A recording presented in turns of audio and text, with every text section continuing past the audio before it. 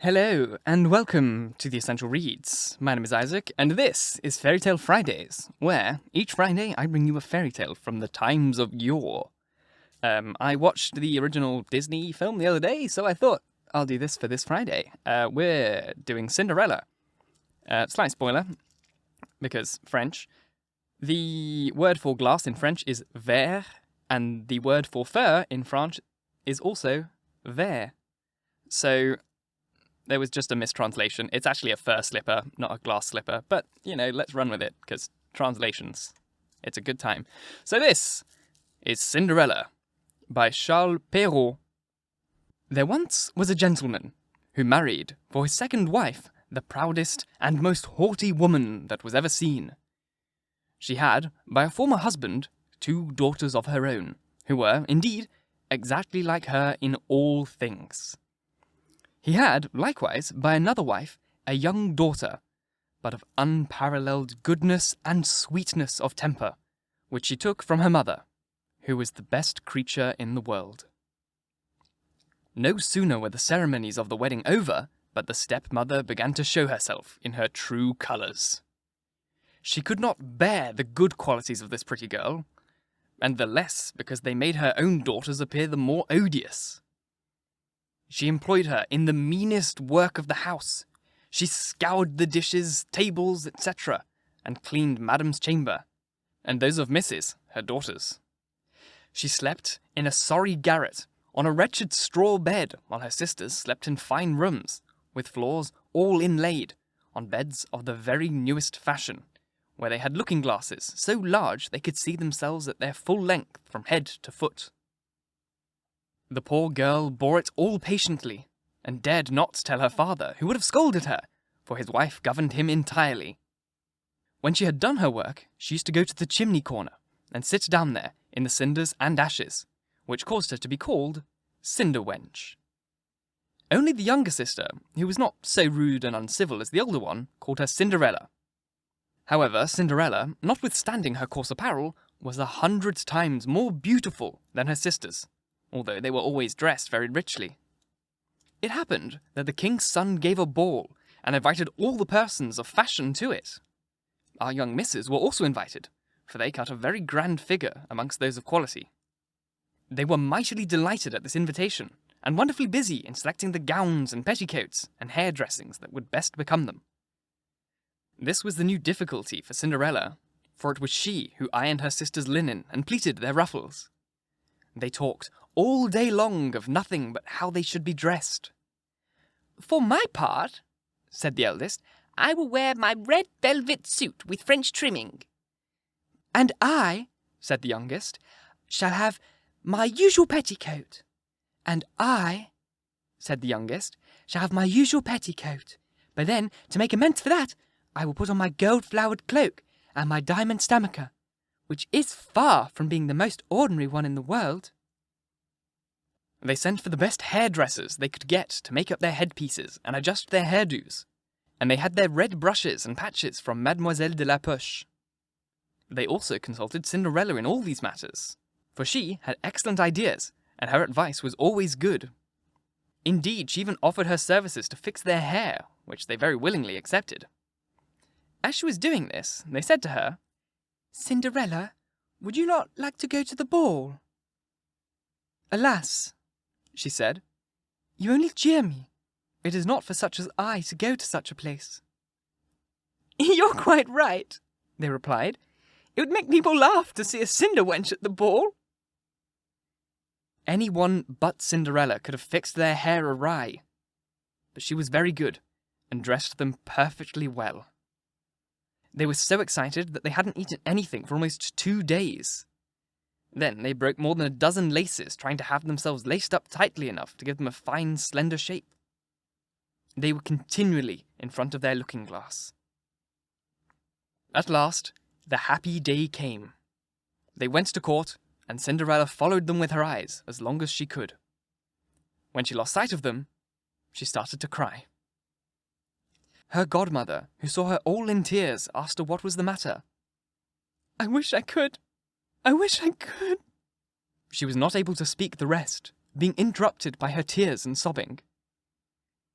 This godmother of hers, who was a fairy, said to her, "You wish that you could go to the ball, is that not so?" "Yes," cried Cinderella with a great sigh. "Well," said her godmother, "be but a good girl, and I will contrive that you shall go." Then she took her into her chamber and said to her, "Run into the garden and bring me a pumpkin." Cinderella went immediately to gather the finest she could get, and brought it to her godmother, not being able to imagine how this pumpkin could help her go to the ball. Her godmother scooped out all the inside of it, leaving nothing but the rind. Having done this, she struck the pumpkin with her wand, and it instantly turned into a fine coach, gilded all over with gold. Then she went to look into her mousetrap, where she found 6 mice, all alive, and ordered Cinderella to lift up a little the trap door. She gave each mouse as it went by a little tap with her wand, and the mouse was, at that moment, turned into a fine horse, which altogether made a fine set of 6 horses, of a beautiful mouse-coloured dapple grey. Being at a loss for a coachman, Cinderella said, "I will go see if there's not a rat in the rat trap we can turn into a coachman." "You are right," replied her godmother. "Go and look." Cinderella brought the trap to her, and in there were 3 huge rats. The fairy chose the one which had the largest beard, touched him with her wand, and turned him into a fat, jolly coachman, who had the smartest whiskers that eyes ever beheld. After that she said to her, "Go into the garden, and you will find 6 lizards behind the watering pot. Bring them to me." She had no sooner done so, but her godmother turned them into 6 footmen, who skipped up immediately behind the coach, with their liveries all bedabbled with gold and silver, and clung as close behind each other as if they had done nothing else their whole lives. The fairy then said to Cinderella, "Well, you see here an equipage fit to go to the ball with. Are you not pleased with it?" "Oh, yes!" she cried. "But must I go in these nasty rags?" Her godmother then touched her with her wand, and, at the same instant, her clothes turned into cloth of gold and silver, all beset with jewels. This done, she gave her a pair of glass slippers, the prettiest in the whole world. Being thus decked out, she got up into her coach. But her godmother, above all things, commanded her not to stay past midnight, telling her, at the same time, that if she stayed 1 moment longer, the coach would be a pumpkin again, her horses mice, her coachman a rat, and her footmen lizards, and that her clothes would become just as they were before. She promised her godmother to leave the ball before midnight, and then drove away, scarcely able to contain herself for joy.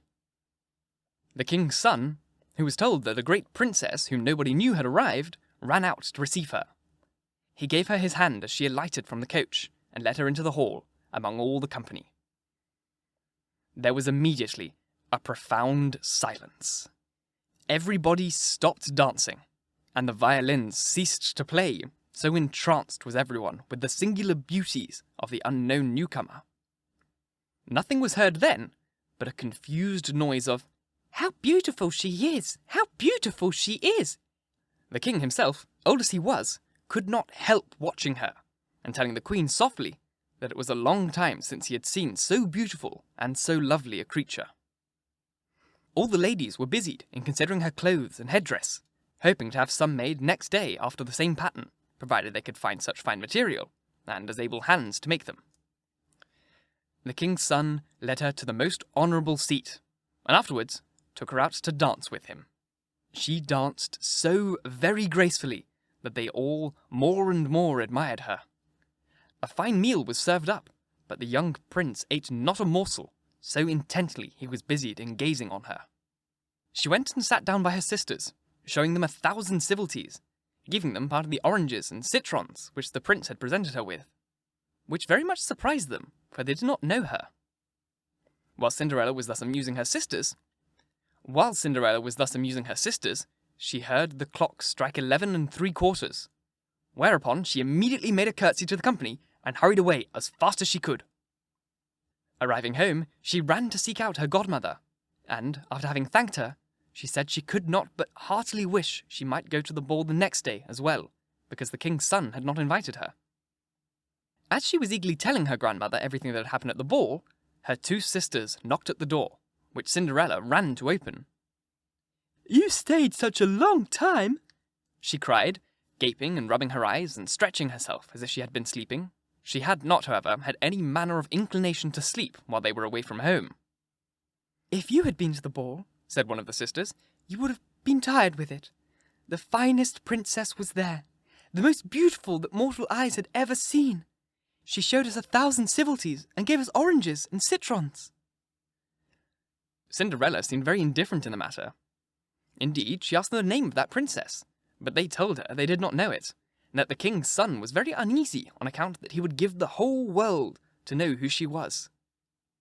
At this, Cinderella, smiling, replied, "She must, then, be very beautiful indeed. How happy you have been! Could not I see her? Oh, dear Charlotte, do lend me your dress which you wear every day." "Yes, to be sure," cried Charlotte. "Lend my clothes to such a dirty cinder-wench as you are. I should be such a fool." Cinderella well indeed expected such an answer, and was very glad of the refusal, for she would have been sadly put to it if her sister had lent her what she had asked for jestingly. The next day, the two sisters were at the ball, and so was Cinderella, but dressed even more magnificently than before. The king's son was always by her, and never ceased his compliments and kind speeches to her. All this was far from being tiresome to her, and indeed she quite forgot what her godmother had told her. She thought that it was no later than 11 when she counted the clock striking 12. She jumped up and fled as nimble as a deer. The prince followed, but could not overtake her. She left behind one of her glass slippers, which the prince picked up most carefully. She reached home, but quite out of breath, and in her nasty old clothes, having nothing left of all her finery but one of the little slippers, the mate to the one she had dropped. The guards at the palace were asked if they had not seen a princess go out, and they replied that they'd seen nobody leave but a young girl, very shabbily dressed, and who had more the air of a poor country wench than a gentlewoman.